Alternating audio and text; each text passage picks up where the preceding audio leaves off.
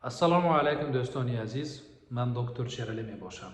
Ба шумо як савол.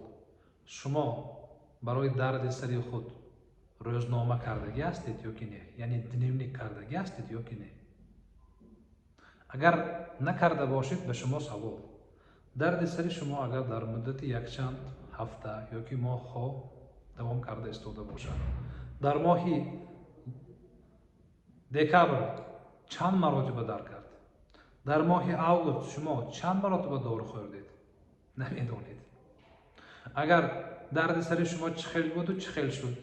Чанд дору қабул мекардеду ҳозир чанд дору қабул мекунед? Инҳоро надонед. Агар шумо аз куҷо медонед аҳволи шумо сабук шуда истодааст ё ки бадтар шуда истодааст?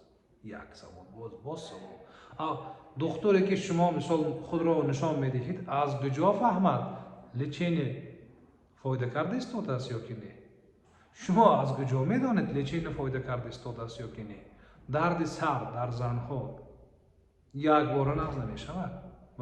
Вақте ки мебинед ки мисол дарди шумо як бора нағз нашуда истодааст, шумо фикр мекунед ки ин ҳамаи тавсияҳо бефоида шуда истодааст.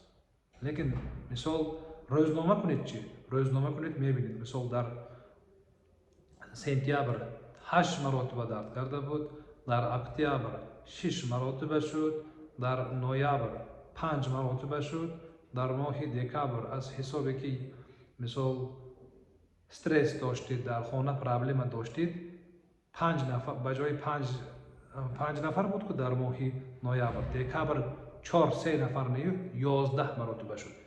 Ана стресс барои саломатии ман ганда будааст. Бояд ба дарди сар таъсир мекардааст, сабаби дарди сар мешудааст стресс. Барои ҳамин бояд ман тарзи эҳтиёт кардани асабро донам, аз худ кунам, гуфта ҳаракат мекунед. Дӯстони азиз, ман бо шахсое ки мигрен дорад кор мекунам, офлайн ва онлайн.